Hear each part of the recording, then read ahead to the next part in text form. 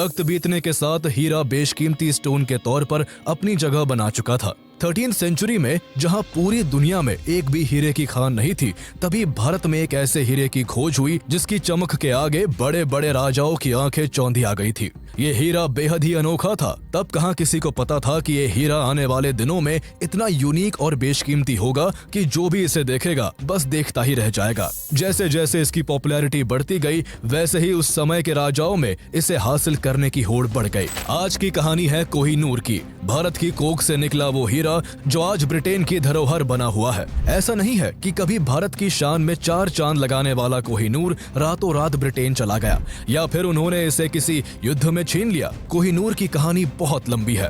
भारत में एक रजवाड़े से होते हुए दूसरे रजवाड़े की सैर करते हुए फाइनली ये हीरा ब्रिटिश क्राउन को सो कॉल्ड गिफ्ट के तौर पर दे दिया गया था। यहाँ एक और बड़ी मजेदार बात यह है कि मुगल सल्तनत के ताजो तख्त से होते हुए क्वीन विक्टोरिया के सर का ताज बनने तक के सफर में इस हीरे को कभी खरीदा या बेचा नहीं गया। शायद इसी वजह से आज तक ये हीरा बेशकीमती माना जाता रहा है। पर कोहिनूर की एक अपनी कहानी रही है। इसकी चमक में कई लोगों का खून लगा हुआ है और इसकी चाहत के कई किस्सों से दुनिया आज तक बेखबर है। तो चलिए आपको ले चलते हैं कोहिनूर की चमकीली कहानियों में और आपको बताते हैं इसके वो किस्से जो इसकी चमक के पीछे गुम हो गए हैं।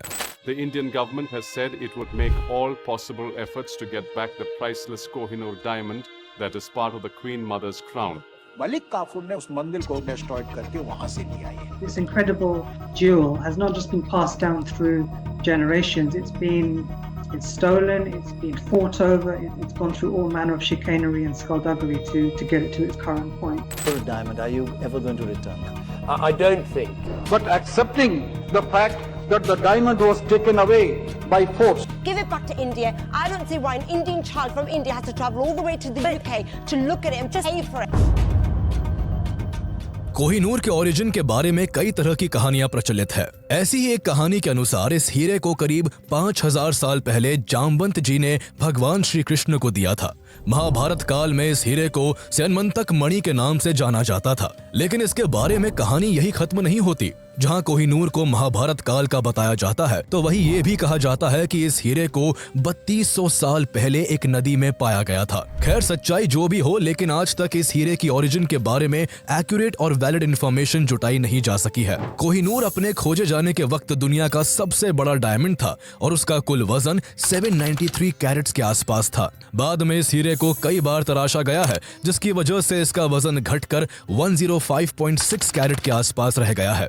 हालांकि कई बार तराशे जाने के बावजूद कोहिनूर अब भी दुनिया के सबसे बड़े तराशे हुए हीरों में से एक बना हुआ है। कई दावों के हिसाब से कोहिनूर की कहानी 13th सेंचुरी में शुरू होती है, जब आज के आंध्र प्रदेश में काकतीय डायनेस्टी का राज था। उन्हीं दिनों वहां के गोलकोंडा में कोयले की खदानें थी, जिनकी खुदाई की जा रही थी। यही के कोल्लूर माइंस में कोहिनूर की खोज हुई। कोहिनूर के खोजे जाने के वक्त भारत में राजा महाराजाओं का दौर हुआ करता था, इसलिए जब भी कोई बेशकीमती चीज खोजी जाती उसे राजा के पास पहुंचा दिया जाता था।